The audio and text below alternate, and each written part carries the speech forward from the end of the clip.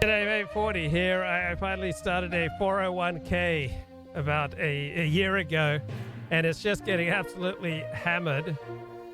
And I can blame this bloody bank, all right? This Silicon Valley bank, tech bank bust. Regulators shut it down.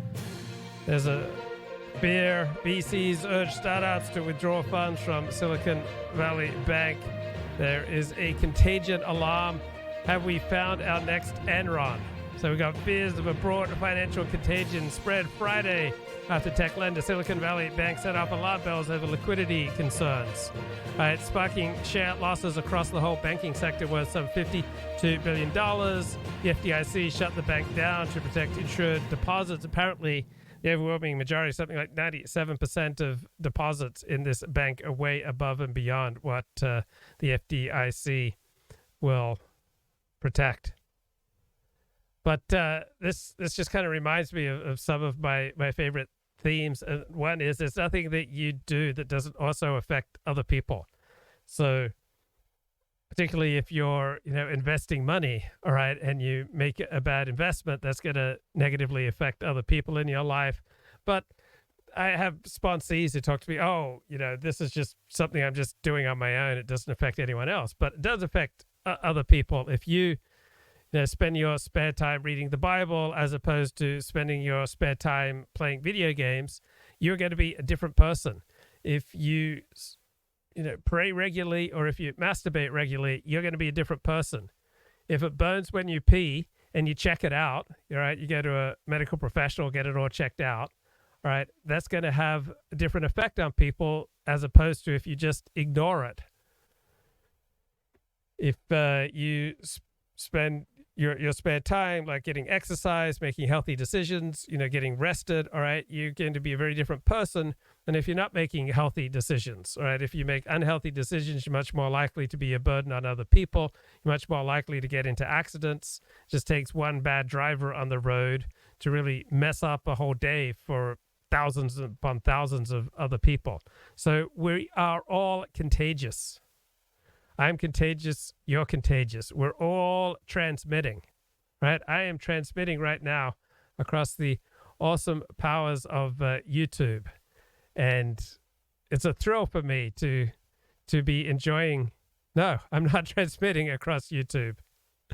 Somehow, doggone it, I didn't make it to YouTube. That's a shame.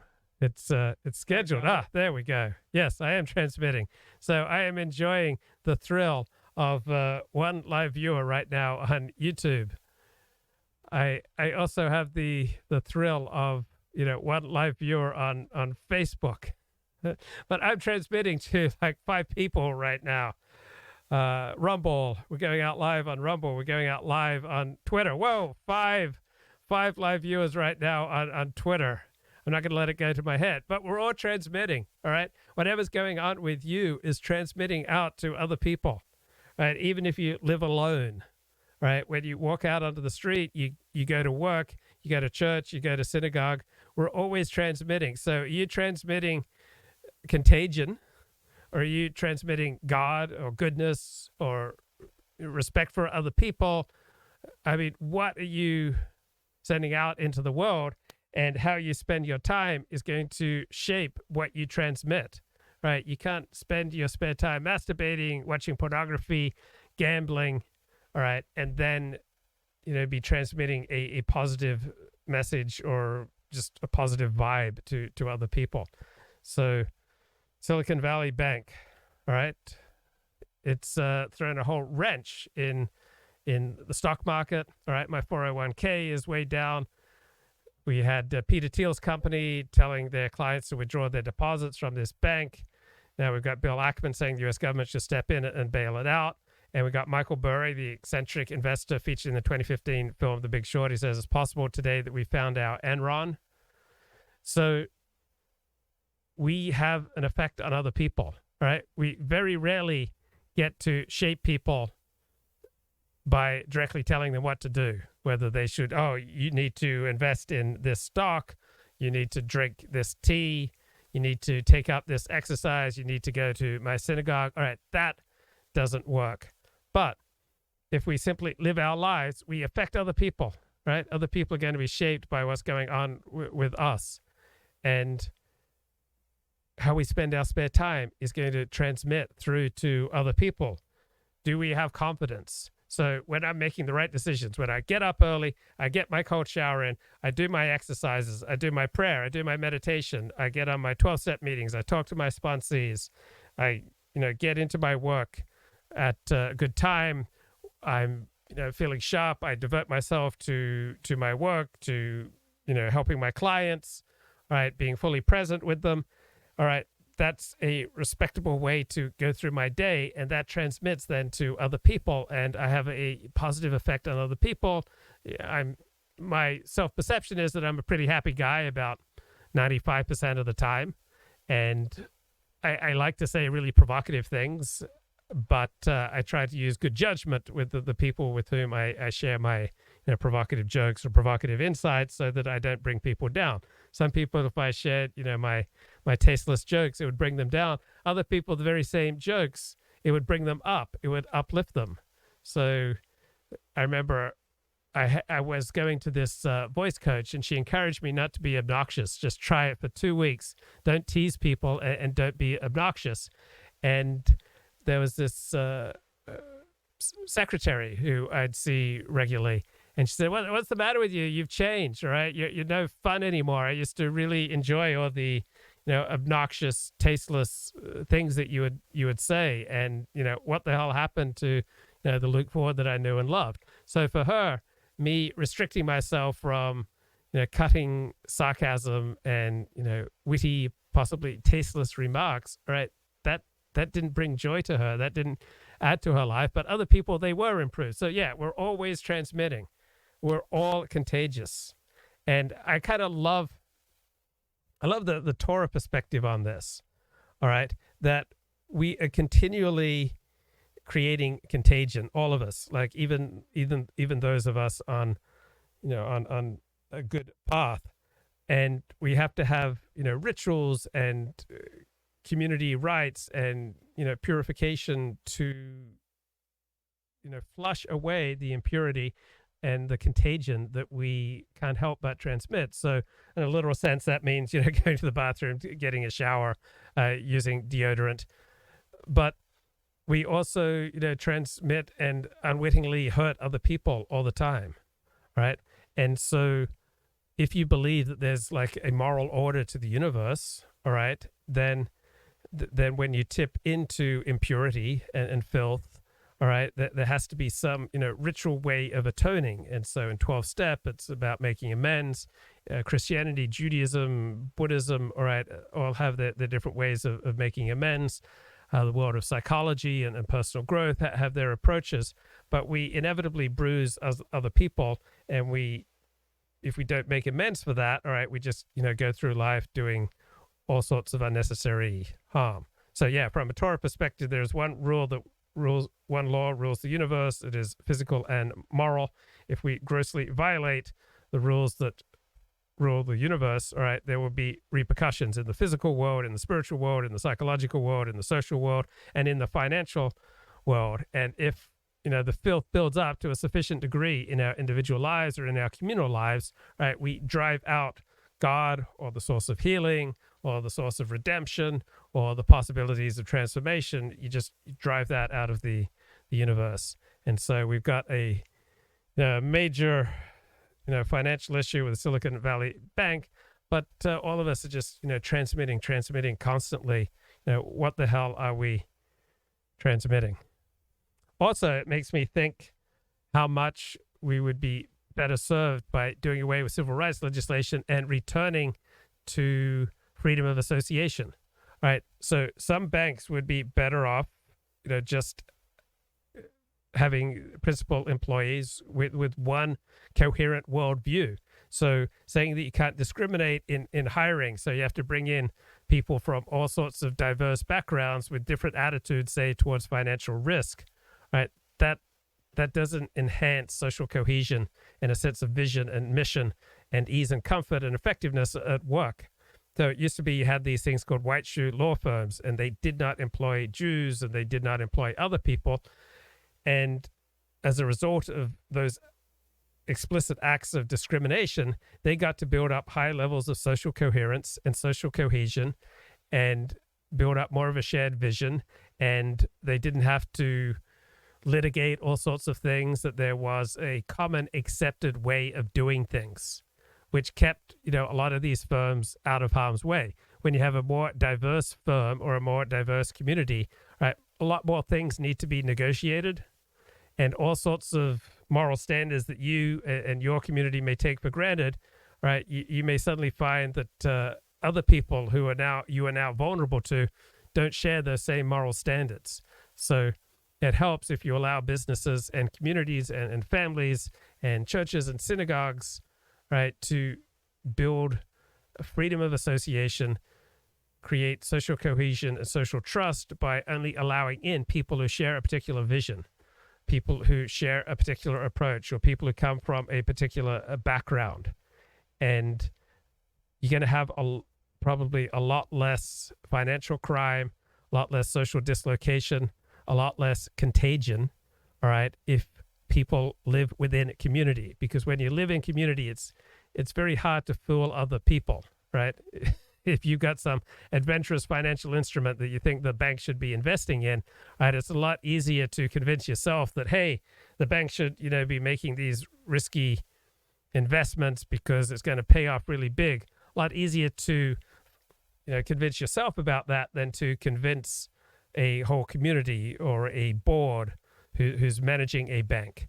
And so we're infinitely capable of fooling ourselves, right? Evolution has designed us to have an excessive confidence in our own ability to discern right and wrong and to discern reality.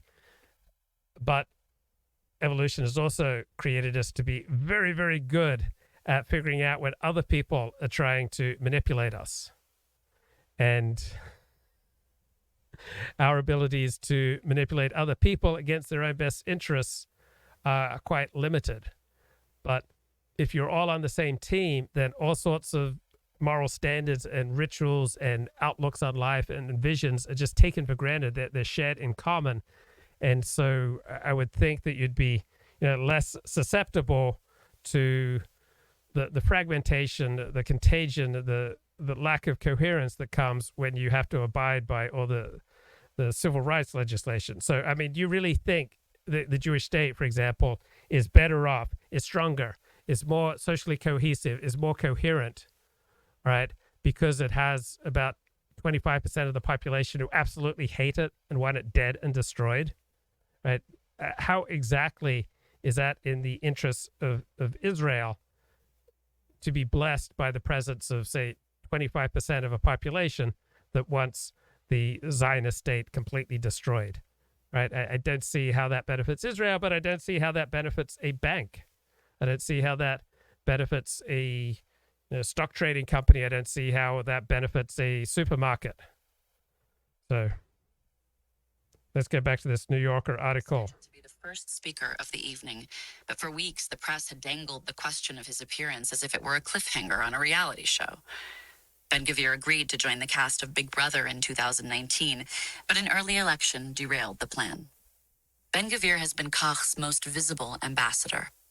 On his first date with his future wife, they visited the grave of Baruch Goldstein, an extremist settler who, in 1994, had gunned down 29 Muslim worshippers at the Cave of the Patriarchs, a holy site for Muslims and Jews in Hebron.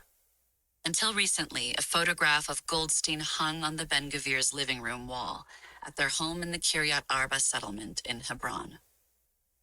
Ben-Gvir began attending the Kahani Memorial when he was a teenager, and eventually became its host.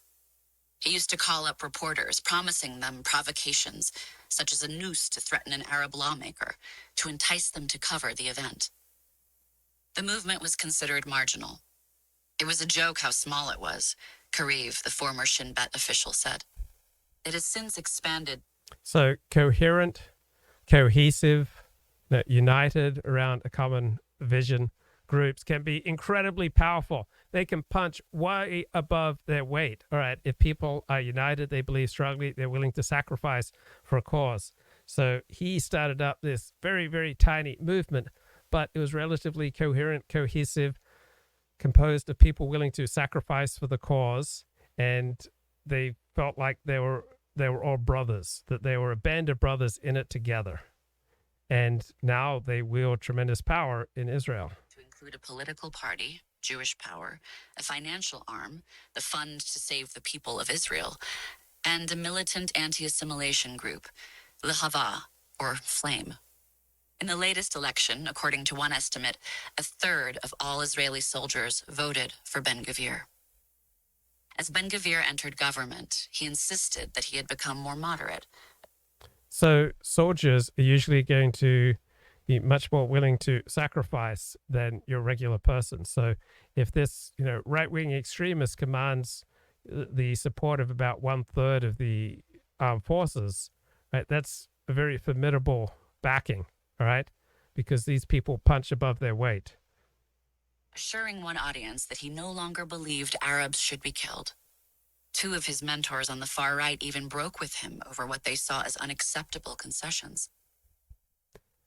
So when do in-groups want to kill out-groups?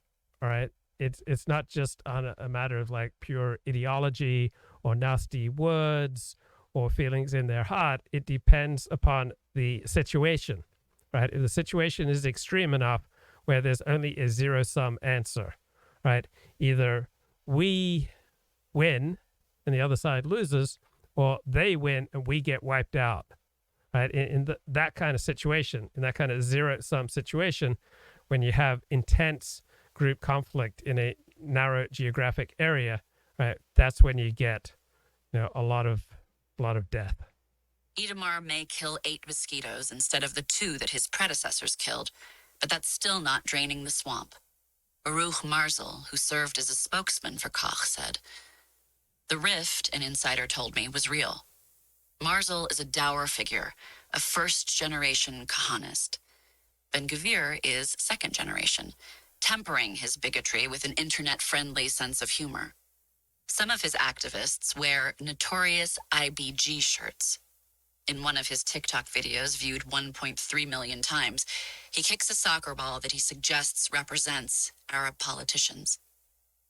"I'm practicing kicking Odeh, Tibi, and Abbas to Syria," he says. But the rift also helped Ben-Gvir electorally. He could now plausibly claim that he no longer represented the farthest extreme of the Israeli right. Ben-Gvir became a lawyer in his mid-30s and has often displayed a knack for staying just within the bounds of the law. In 2015... Okay, so you're going to be a lot more effective in life if you can stay within the bounds of the law, all right? If you can't stay within the bounds of the law, you probably lack self-discipline and the ability to discern reality. It's going to be really hard for you to make much progress in a first world country, because first world countries, run according to legal systems and have, law enforcement mechanisms, which, however imperfect, you're doomed to get into a lot of trouble if you fall out on the wrong side of the law. He chided his followers to stop shouting, "Death to the Arabs." You should say, "Death to the terrorists." That's legal with a stamp. Yeah, it's much wiser to say death to the terrorists than death to the Arabs. Like occasionally, very rarely, I'll encounter like an Israeli in LA who wants to yell, death to the Arabs. But that's not a smart thing to say. All right, I don't want to be walking down the street with people yelling, death to any group. So yeah, unless it's going to be death to the terrorists, I think most people can feel pretty comfortable with saying death to the terrorists. Raphael Morris, a hard-right activist who heads a movement called Returning to the Temple Mount, told me, "I've learned from him how to challenge the system without crossing a red line." Clarifies said that Ben-Gvir is an extremist but a pragmatic one. He knows how to walk between the raindrops. Before the elections in 2019, advisors hoping to cement what the press described as a newly statesman-like image urged Ben-Gvir to remove Goldstein's photograph from...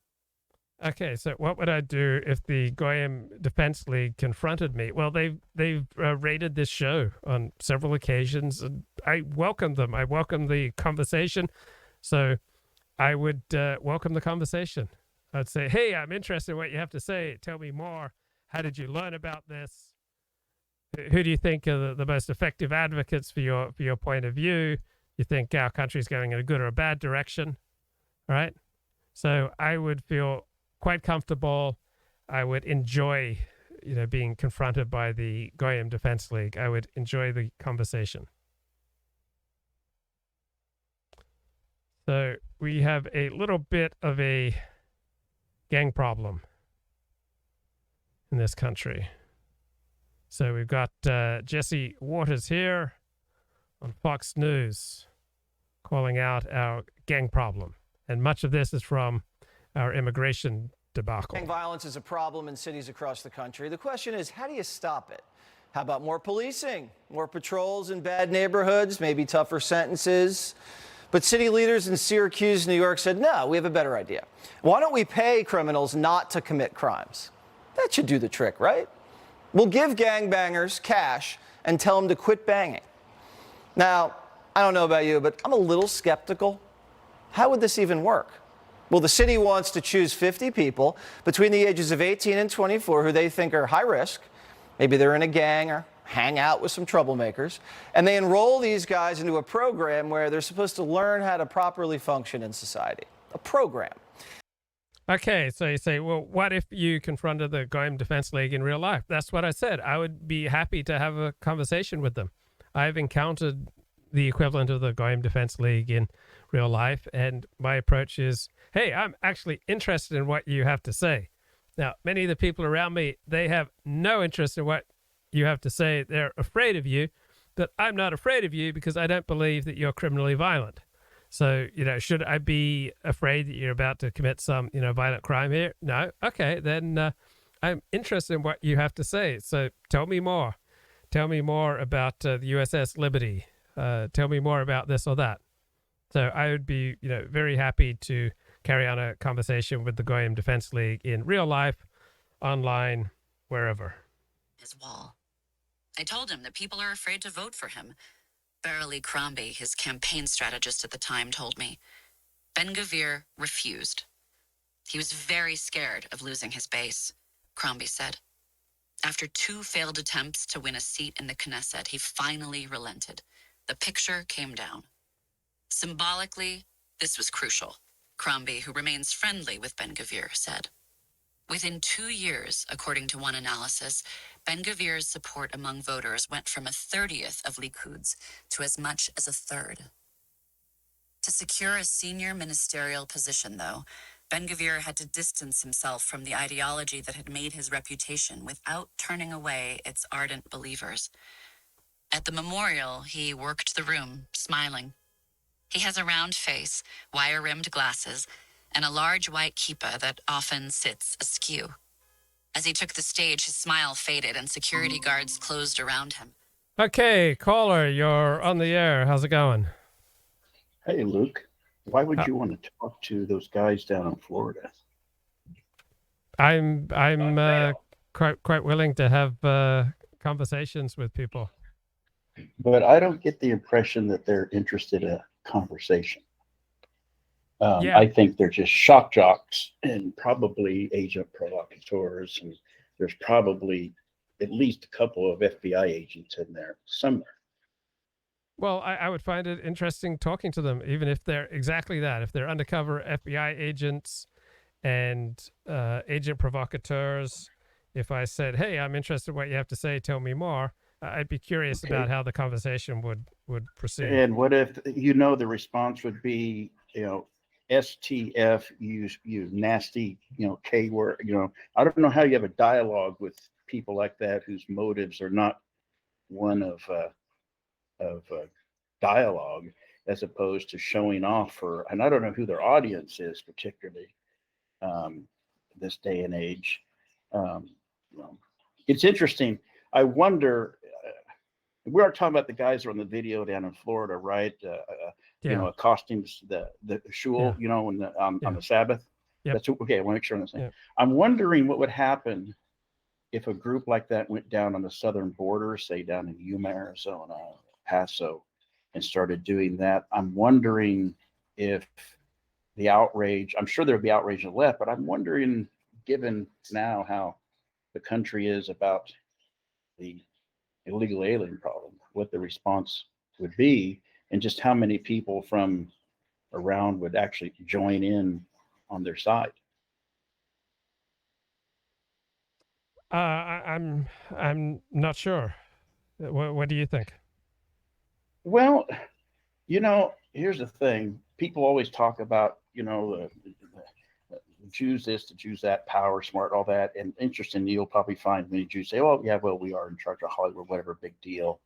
But that doesn't, people have a hard time, particularly, shall we say, the high school and less educated in wrapping their minds around that as opposed to the situation at the border.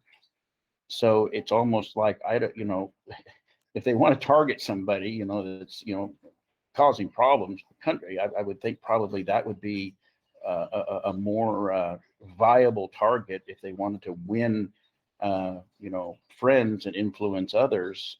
I don't know where the the threat is, from the Jewish community that literally, insulates itself. They create their own communities that kind of stick to their own, the exception of the out marriage, which even then there's large degree of conversion when it comes to that. But I saw that video, Luke, and I actually thought it was the 90s, the nutty 90s. And I found out it was just recent. Because I've been out of it for a while. And I said, that can't be now. And sure enough, it was. That's nutty 90s stuff. And I counted 8, 9 of them in their Hawaiian shirts. So weren't these guys actually boogaloos that have rebranded themselves? I don't know anything about them, this particular group, but I have had these sort of circumstances. So on the Sabbath, I was walking down the street and there was this woman who appeared Arab or Middle Eastern who was just screaming at Jews that they participated in human trafficking and other heinous things, and the Jews were just kind of frightened of this screaming angry woman. And I went up to the woman and I said, hey, I'm actually interested in what you have to say, tell me more. And I ended up having a perfectly pleasant, it took about 30 seconds, 60 seconds for her to calm down. So she stopped screaming and she just engaged with me for an hour. We just had a good conversation. And so she went from screaming mode to conversation mode. So sometimes people are in screaming mode. They can be brought out of it into a different mode. Well, I had a similar situation with a person of that same origin and background right there. And, the CVS right next to the Chinese theater. Yeah. There on the boulevard. I stopped in there I needed an Anison because I was just come out of the theater, taking my couple of my kids to the theater there. And I parked in the garage down there, and a similar lady, same origins, she kept pointing at one of the tattoos that I've had for years. She was screaming. I mean, just completely outrageous screaming. And she even had the, shall we say, the regalia on her head. And I said, what's going on? What the heck are you talking about? And she just was completely erratic. And my kids were getting freaked out. And for my response, I say, hurry up, kids, let's get the hell out of here before she blows herself up. So that's how I diffused that situation. And went on about our business. But my experiences with people, they say you had a good one, I guess. Maybe that was an outlier. But I just don't think that group is interested in anything but showboating. And, maybe 3 or 4 of them are genuine. And the other ones, I don't know. Remember Mr. Little a few years back when he was the hot take? Paul Little. Yeah. Yeah.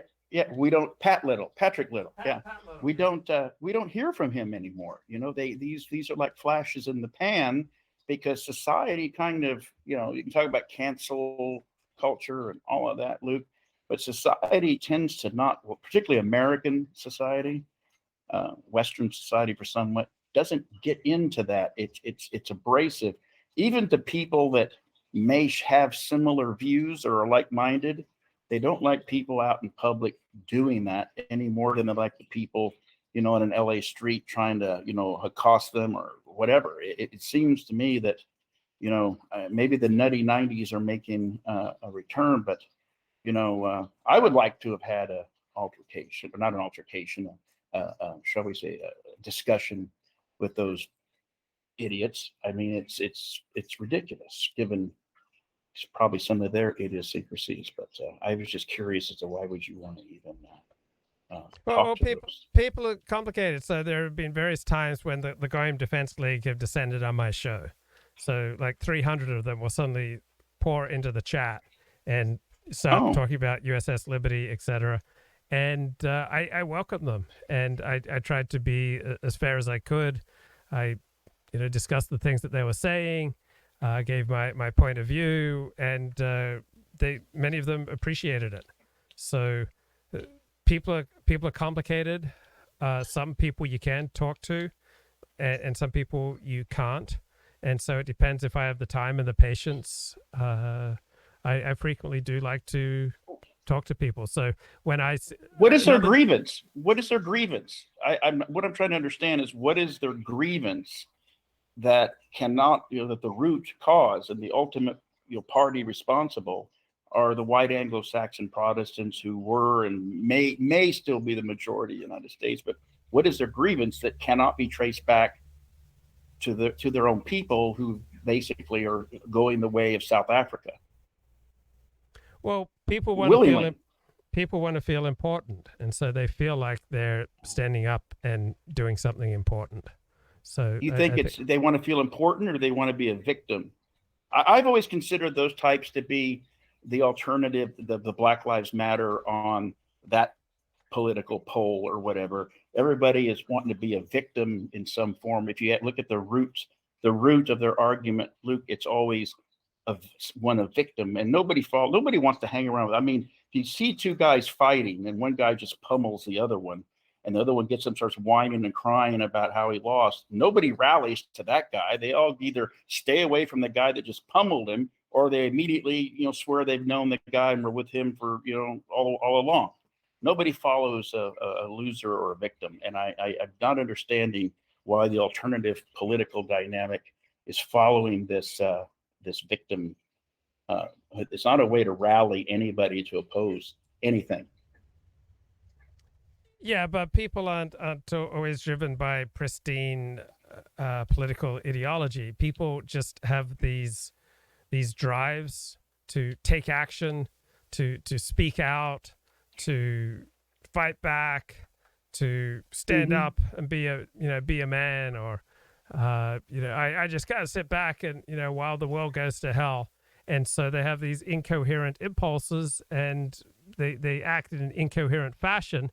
But sometimes they can be talked to. Like there was this one guy who set off bombs at in the Jewish community in the Midwest somewhere, and he got arrested. He got sent to prison, and one of the people that he targeted, the cantor at a synagogue, I think, started visiting him regularly in prison, and he made quite an impact on the guy's life. So even people who are doing heinous crimes, sometimes they can be affected and shifted and moved in a more positive direction. Did anybody ever come up with the story of the Asian guy that was shooting the people coming out of shul on the Sabbath?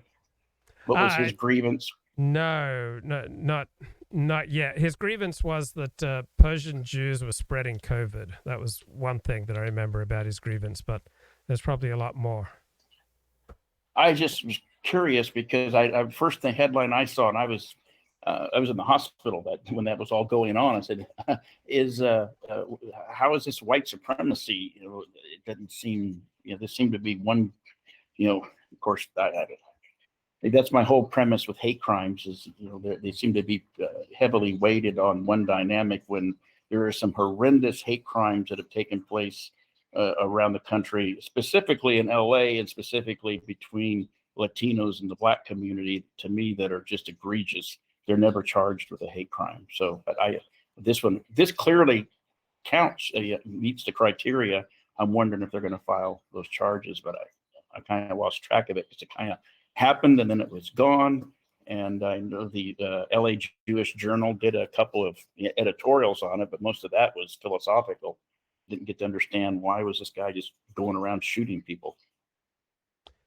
Yeah, well, Jews are, a fairly public group, and so they're particularly Orthodox Jews. They're easy to spot, and Jews also do exercise disproportionate influence in a country. So it's not insane to think that someone may become obsessed with them. People don't tend to become obsessed with people who have no influence. People tend to become obsessed with people who are at least perceived to have great influence, and particularly people who stand out and dress differently and act differently and carry on some strange ways. I think most people tend to feel negatively towards strangers, and Orthodox Jews in particular are going to seem very strange to the majority of people.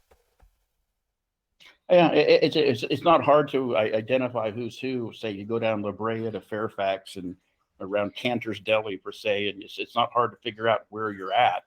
You don't have to go there. My thing there is the Jewish community seem to be rather insular for the most part. They tend to tend to mind their own business, and for the most part, my only grievance has been, it seems to me, is not with Israelis, but with American Jews, particularly the activists. They tend to be fermenting a lot of the problems overseas safely from LA or Beverly Hills in New York, and they have one standard for Israel and another standard for the United States. Some of the stuff they advocate for in the United States, they don't seem to be advocating for, in Tel Aviv or Haifa and a place like that. And I hear that from some of my Israeli friends. They say, how come they don't advocate for that stuff over here? But that's neither here nor there. Israel's got their own issues going on now. The, Bibi's court, shall we say, regulation attempt. Yeah, so we've got the most right-wing Israeli government in Mhm. Israel's history, apparently, and it wants to reduce the power of the court. But when it reduces the power of the court, it is increasing the power of the legislature. So even though this new government is being accused of being anti-democratic, in fact, it's even more pro-democratic because it's very much majoritarian. It's a government of the majority of the Israeli people, by the majority of the Israeli people, for the benefit of the majority of the people. But I hear in the news media that if you're a majoritarian, somehow that's a threat to democracy. You don't want the courts influenced by public opinion. That's why we have some very bad court decisions. You want your courts. That's why a lot of times I don't even favor minimum mandatory sentences for a lot of time. I remember going back years back when I first started coming on your show, I said the one thing that was two things that were the most respectable elements of Israel was their judicial system, particularly their Supreme Court at the time. Keep in mind, this was the Israeli Supreme Court that freed John Demjanjuk, which spoke to me to their credit, as well as some other cases. And I don't think, government by mob, given the proclivities and the rapidly declining IQs, I'm not convinced that this business of the people, for the people, by the people has much merit anymore. You're only going to have as good a democracy as educated and IQ level as your citizenry. And unfortunately, I think I saw some information not too long ago. I think I posted it and tagged you on it. The average IQ of the United States has gone down 7 to 10 points just during my lifetime. And from 1970 to the present, it's gone down 7 to 10 points, decreased. That's kind of interesting. I don't think that bodes well for quote democracy, as I believe as Madison or Jefferson said. It relies on a well-educated citizenry. So if you don't have the prerequisite, what's good? What's good about it? And certainly you don't want legal systems. The merit, or shall I say, the benchmark of a solid judicial system is, can the state or the government or the country lose in its own court system? Court systems where the state and the government don't lose tend to be pretty, just basically be or show courts. Right, but I sympathize with what you're saying, but also think about the situation in California, where the majority of the population voted for Prop 187 to bar many social services being poured out on illegal immigrants, and the courts then overrode the will of the people and said that was, illegal and invalid and couldn't be enforced. So sometimes the courts are right, but sometimes the majority of the people are right. So it's not like, one side, the populace or the courts are usually right. It's very varied. Yeah, well, I'm not disagreeing with that. You're right. Sometimes there are bad court decisions. Now, let me, I don't want to say push back, but present kind of an evolution of that. Let's just say the court would have ruled that 187 was valid and it would have continued. It would have been gone by now, years ago, given the demographic change and how easy it is now in California to put things on the ballot by the left, particularly those types of things. So sure, I don't like the court. Keep in mind, I'm also of the firm belief that, the Constitution and the constitutional guarantees to American citizens don't apply to non-citizens. The courts don't agree with me. Not, certainly a lot of legal scholars don't agree with me. There's some that do. They just won't admit it because they have this situation with the bar to worry about, which I don't anymore. But I think by, larger picture, I would rather still have an independent judiciary where if some government comes after me, I know I have a chance of winning as opposed to one that's stacked. This is why Biden and the Democrats' court packing plans that they keep, every once in a while they bring up, or alternatively and very similarly, getting rid of the Electoral College really bugs me big time. You got to pick good judges, and pick good judges. Had all Republican presidents, starting with Nixon or even after that, Ford. Keep in mind, Ford picked a horrible Supreme Court justice in John Paul Stevens, who delivered the coup de grace on a lot of solid decisions. George H.W. Bush put David Souter on the court. So, a lot of the problems that people are upset about with court decisions, a lot of those stem from conservative or so-called GOP nominees or appointments either at the lower court, Court of Appeals, or at the nine old swine of the Supreme Court. The current court, I think, is the best that we've had in ages. And I'm talking about, when I say ages, going back to the Gilded Age. Yeah. So you like divided government. So you've got a legislative branch, you've got an executive branch, you've got a judicial branch. Divide the power up and let them fight amongst themselves.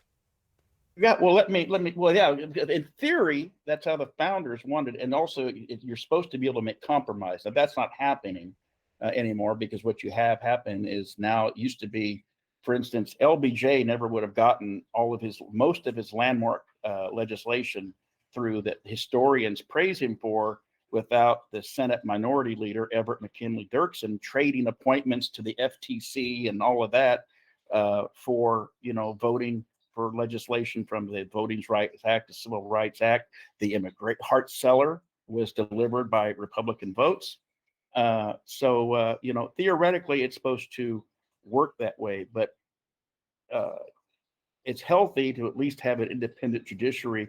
Think about it. If we didn't have the Supreme Court that we have now, abortion would still be the law of the land. In my mind, we wouldn't have the Heller decision where it says, yes, you do have a fundamental right to have a firearm. The militia has nothing to do with it, because ultimately we are the militia in time of an invasion, which hasn't happened since 1812 or most recently the southern border. So we wouldn't have that decision without an independent court, because the leftists were in charge of the House, the Senate, and the presidency. We would not have the abortion overturned.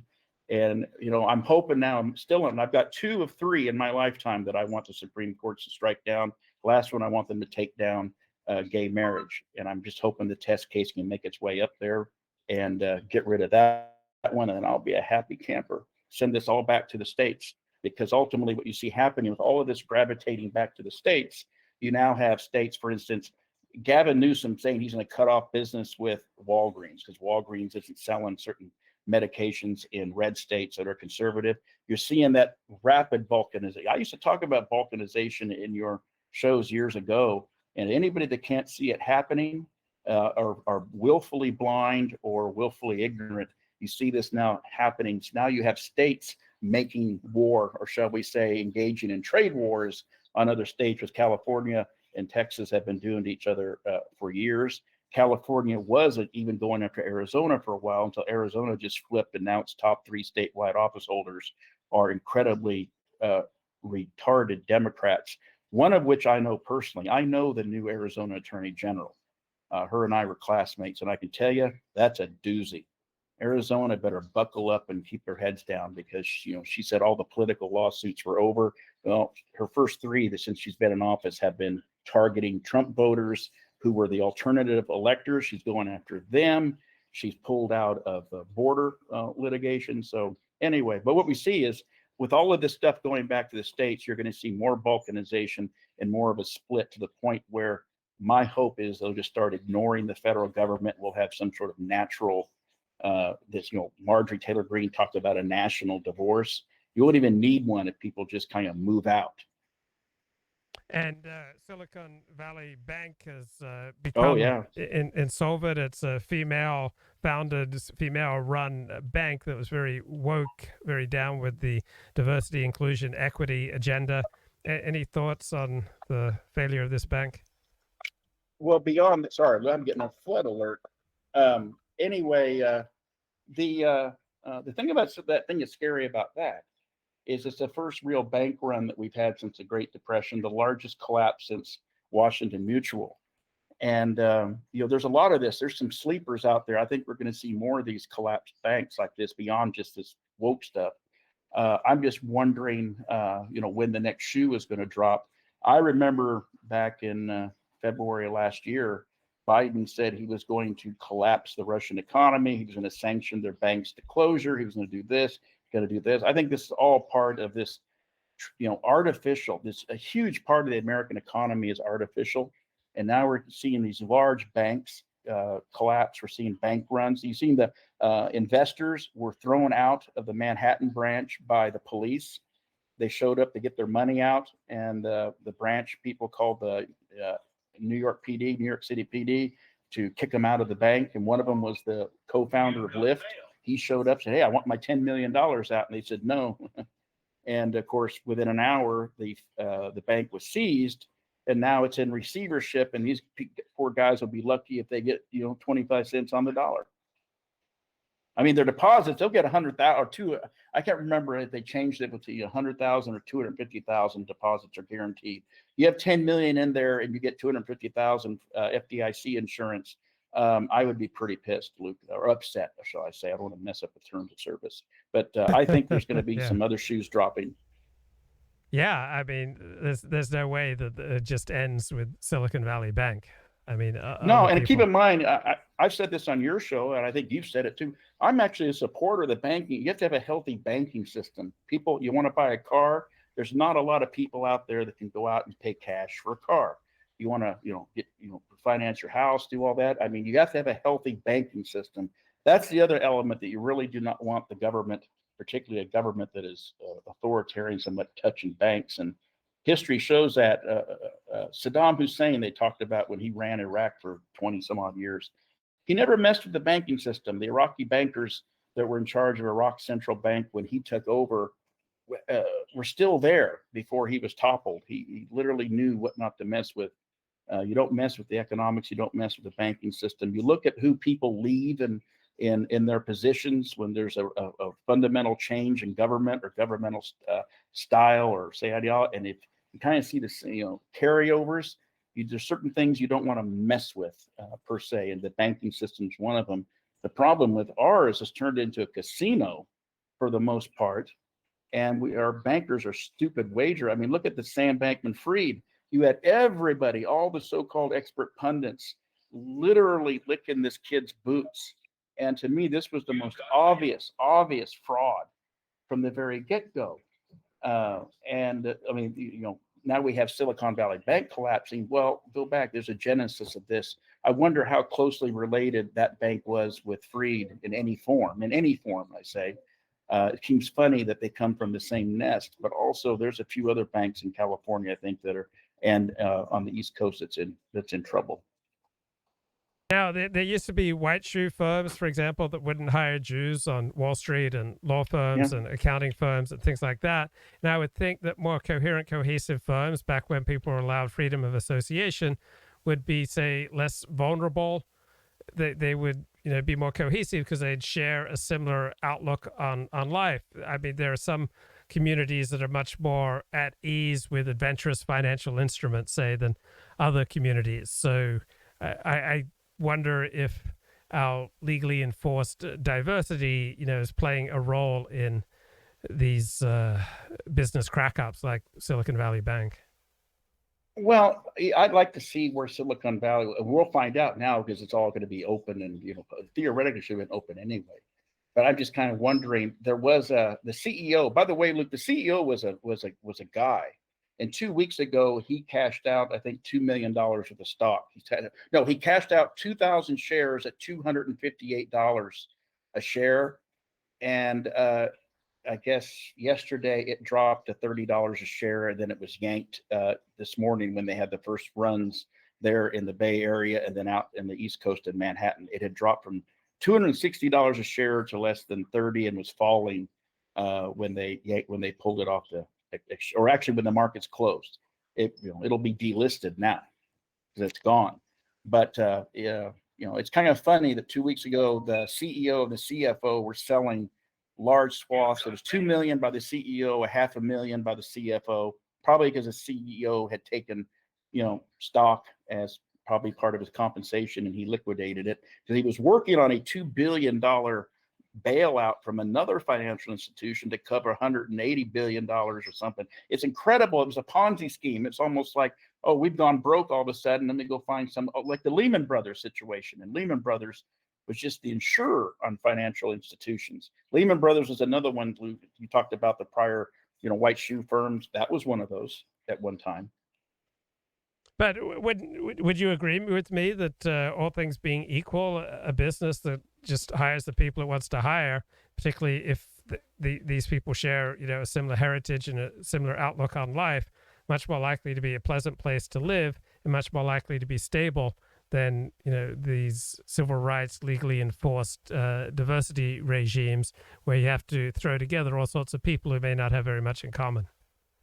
Well, I've said this before. Not only that, it has to do with merit too. I mean, when you start imposing a political agenda that is completely illogical onto financial institutions, let's go back even further. There's financial collapse. Remember when Barney Frank and a couple other congressmen drafted a bill and said that banks had to loan to people regardless of their, whether they could pay those loans back.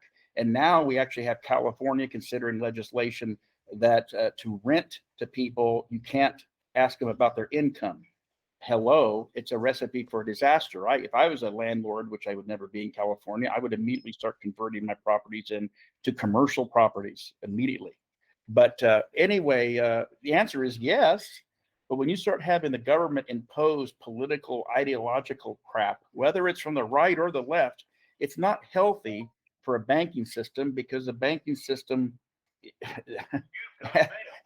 operates on a whole different dynamic. It has to do with risk. It has to do with equity. It has to do with, mainly risk. And, for the government, for instance, on the housing bubble to tell people, you're going to make loans of say an average at that time was $250,000 to $300,000 to someone making $25,000 a year. It didn't take a rocket science to figure out they're going to default, period. And now I just wonder what was the operational practice. That's very quick for a bank of that size and scope to collapse. And I'm just wondering, what happened, the Bankman-Fried thing, that was a preposterous fraud that everybody bought into, the pundits, because they would like to have lived that way. Some kid that was playing video games and, having orgies in the Bahamas, thinking he was out of way of extradition and raking in the doughs and just moving, from one pot to another until he ran out of cash. But I think that we have some rough waters ahead because for the last 2 years, the government, mainly the Congress, has been interfering with the banking system. And then they've had corporate houses like BlackRock doing their bidding and telling a lot of institutions, for instance, you can't invest in oil and gas industry, despite the fact that was the growth industry for the last year and a half in terms of profits. It doesn't make any sense. But I've talked about this for a lot of years on your show that It's just a trend. It's a trend. It's a trend. I don't think that the current form of the United States is a sustainable entity, given all of these dynamics. And I think we're going to see something fundamentally different in the next 20 years. And that sounds crazy, but I remember people, Luke, telling me in 1990 that the Soviet Union was going to be around forever.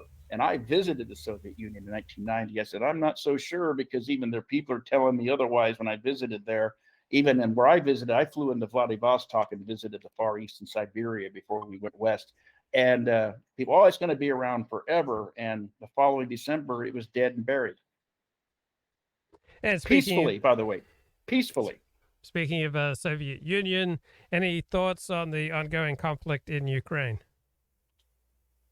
Well, Joe Biden's budget was $6.2 trillion. The revenue of the United States, the FISA budget's only 4.2. Do the math, it's about a $2.8 trillion deficit. How much have we been sending over to Ukraine? I mean, here we're trying to fund our operations, say government operations in the United States, while at the same time we are responsible for, the last number I heard was 65% of the overall total Ukrainian budget, military, civilian, otherwise. The pension money that's going to Ukraine, their version of Social Security, is being funded by U.S. taxpayers. Not sustainable. And in my mind, all of the weaponry that's been sent, all the money that's been sent, there's been no return, because ultimately a war or any conflict is about staying power and resources. And sooner or later, maybe when Bakhmut actually falls, it's pretty close. It looks a lot like Stalingrad. It's about ready to become a Kessel and be encircled. They break the back, and for some reason, Zelensky's rushing his reserves into a Kessel, which doesn't make any sense. But if the Ukrainian army that gets stuck in Bakhmut and gets crushed, it's open field to the Dnieper River. He'll have to negotiate then. And then what happens then? We have all that equipment. We left $10 billion of equipment in Afghanistan. How much of U.S. equipment is in Ukraine that the Russians are going to get and reverse engineer and such? I think the last couple of days, Putin started deploying on the electrical grid and some of the other infrastructure. That is infrastructure and resources that the United States cannot import. We can send 100 tanks, which is a drop in the bucket. It's not going to work. Particularly, Ukrainians aren't trained on Western equipment. Big problems there. But when you start taking out the power grid, when you start taking out the water systems, when you start taking out the infrastructure that the country relies on to be a country, and when the country is reliant on other countries for over 60% of its funding, they don't exist anymore. Ukraine is a dead man walking and just refuse. It's like the boxer that is just getting pummeled and keeps getting up, and then finally either gets knocked down in the last round, or then finally just gets counted out, or the fight gets stopped. They performed admirably. They performed better than I thought they would. But at the same time, they've been getting lethal weapons and training from NATO since the coup in 2014. They had a 750,000 man army that was being trained and provided modern weapons. Putin goes in there with 175,000 troops. Now he's mobilizing 300,000 to 500,000, and he's firing hypersonics, taking out their infrastructure. I mean, those are, like in a boxing term, those are gut punches. Gut punches are a lot harder to recover from, and it's just a matter of time. Time is not, even some of the neocons I've seen on CNN today were saying that this is not good. Time is not on their side. The only thing that's keeping the Russians from, deploying, the larger offensive is the weather has been just as weird there as it is here. So the roads are still muddy. And we know from, 1941 that mechanized armies in Eastern Europe don't work very well in mud. It has to firm up. So, we'll see what later this month and early April brings. But I think I'm going to hold to my second prediction. By June or the 1st of July, there'll be a negotiated settlement. And is Vladimir Putin a rational actor? Is he someone who can be negotiated with? Sure. He tried. I mean, Here's the thing. And there's a 2007 speech he gave at the Munich Security Conference. I think people should go back and listen to it, because in that speech, he drew the red line and said, look, after the fall of the Soviet Union, at one point, Putin requested to join NATO, and Clinton rebuffed him. Probably the biggest mistake NATO has ever made, or the U.S. has made, because the U.S. runs NATO. But in 2007, he said, look, and it's all outlined there. At that point, there should have been some very, very sophisticated and serious negotiation between the United States and NATO and Russia. The problem is there's been a band of neocon chicken hawks in the establishment, both on the left and on the right. I never thought I'd see the day when the Democrats, the anti-war party against the Iraq war and Afghanistan, has become just frothing at the mouth that they want to go fight, but they don't want to fight. They want somebody else to fight. But when you get bad actors like Victoria Nuland and others that are influencing it, influencing government, and you have a president that has probably stage 1 dementia, it's not very hard to see why we're on the course that we're on. Putin at this point probably figures there's no one to negotiate with. So why would he negotiate? His idea, he's going to have to break the back of the Ukrainians to the point that Zelensky has to face the music from his own people, or the sound of Russian tanks outside of Kiev. And just because the Russians withdrew from the first assault on Kiev, so what? Russia has a history. History plays into everything. Every war they've ever been in, the first year to 18 months has not been very well.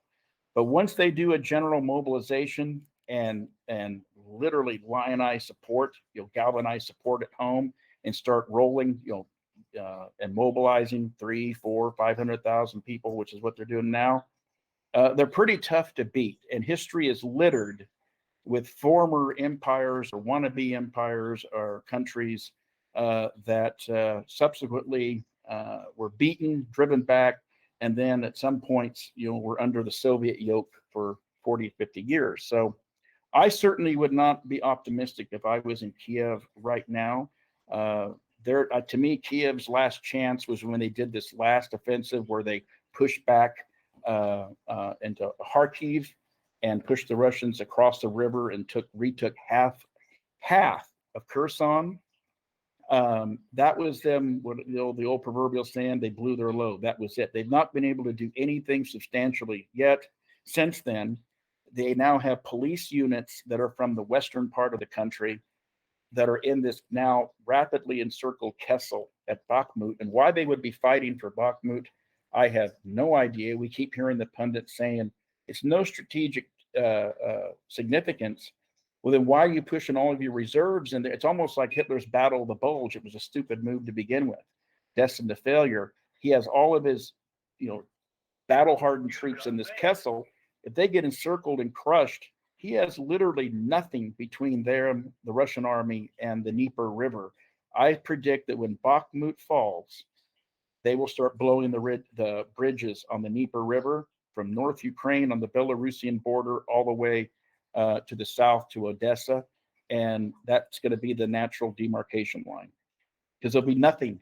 He's literally, for some, I don't know who advises Zelensky. I don't know if it's the American side, because I hear American generals, Luke, say they can understand why the Zelensky has doubled down and put more of his, battle-hardened troops into a situation that's 75% encircled, and they only have one road supply line going into it, and it's a shooting gallery. It's a peanut gallery to bring troops and trucks over that last remaining supply line, that last remaining road. So it's kind of interesting to watch from a historical perspective.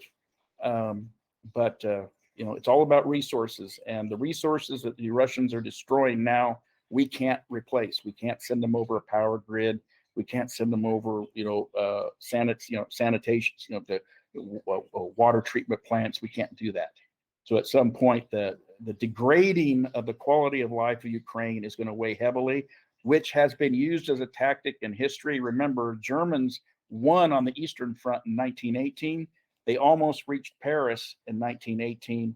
It was the British blockade and the destruction and the lack of resources that caused the Germans to have to seek an armistice in 1918. And it was their undoing again, resources, having to fight the Soviet Union and the United States with their tremendous resources. It's all about resources. War's about resources. So I always tell people, pick your enemies very carefully, because if they have a lot more resources than you have an uphill battle unless you can knock them out early. And what if we get increasingly entangled in Europe and then China takes Taiwan? What do you think of that? That's not a complicated question. If China were to invade Taiwan, the United States would scream. There would be a lot of hand-wringing, but we would not respond to China as we have with Russia. We would not. First of all, China could blockade. People don't understand this. China has blockaded Taiwan before for a week or so, and Taiwan felt it. If Taiwan was blockaded for a month, they'd be in serious problem. But if China were to blockade Taiwan and then launch an amphibious assault with paratroopers, the whole 9 yards, which is what they'd have to do, and you have to think that China has the battle plans drawn up, the United States would do nothing, nor could it do anything. China's a nuclear power, and in terms of the United States used to have this war objective to be able to fight two fronts at the same time. Well, we've sent a lot of stuff to Ukraine. We've not sent fighter aircraft to Ukraine. One, because the pilots can't fly F-16s. They've been always trained on MiGs. There's no parts. They have no parts to replace them. So we would literally be turning our F-16s over to the Russians, literally. And there's nothing to say that the Ukrainians wouldn't sell it. They've already been selling HIMARS on the black market. They sold some of the French equipment to the Russians. We're talking about the most corrupt country in the world. But getting back to China, the United States would not do anything. Zero. We would scream. We would yell. The difference between China and Russia, Luke, is China is more integrated and has, shall we say, leverage in the U.S. economy that Russia could never have. And Trump versus DeSantis, who would you prefer as the Republican nominee in 2024? Trump. Why? Let me qualify that.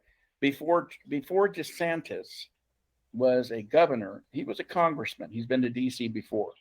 His record wasn't great as a Republican congressman. He was far more establishment than anything. He became Trumpian to win a Republican primary and a general election. And he still has problems in his own state. I mean, he hasn't cleaned out all the degeneracy in his own schools yet. And I just think that people get boondoggled and say, let's go with DeSantis. They're going to be in for a big surprise. They're going to get more McCain than they'll get Trump with DeSantis. And have you paid any attention to the Dominion lawsuit against Fox News? I think they win at the trial court level. Dominion wins, and it gets overturned at the Supreme Court on a whole lot of basis, a whole lot of reasons, which people are starting to talk about now. I don't know how Dominion, when they are essentially, they're a quasi-public persona. They engage in government contracting, kind of like Blackwater. Blackwater wanted to sue people for calling them murderers and all that, and their corporate counsel said, we really can't, because we're contracting. We're literally contracting with the federal government to provide. We literally we can't do it. You can't have it both ways. Now, I would be surprised if Dominion lost at the lower court, given the court that they're in. But I think that this goes all the way to Supreme Court, and it gets thrown out.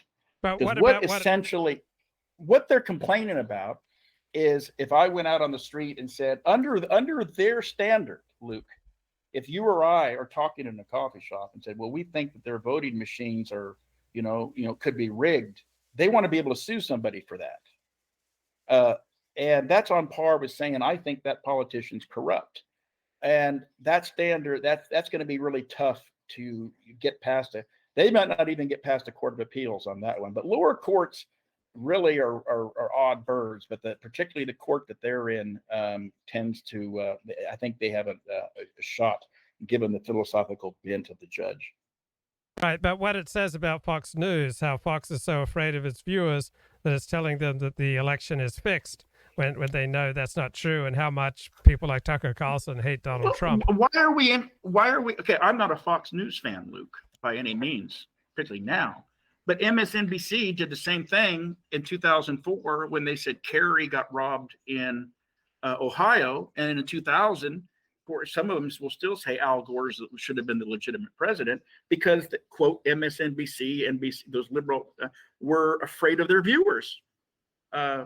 Viewers drive advertising. You have no viewers, you have no market, you have no profit, you might as well close up shop. So the same standard that applies to Fox News in terms of we're afraid of our viewers.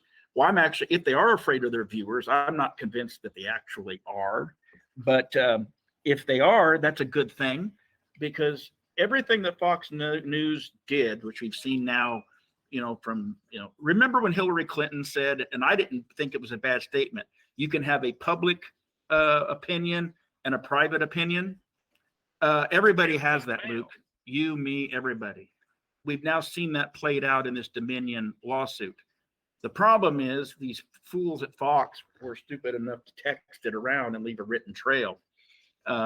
Which they should not have done. If you're going to go on TV and bloviate and say, I think the election was stolen, you should at least say it in your text messages as well, instead of saying that the president's a crook and a moron.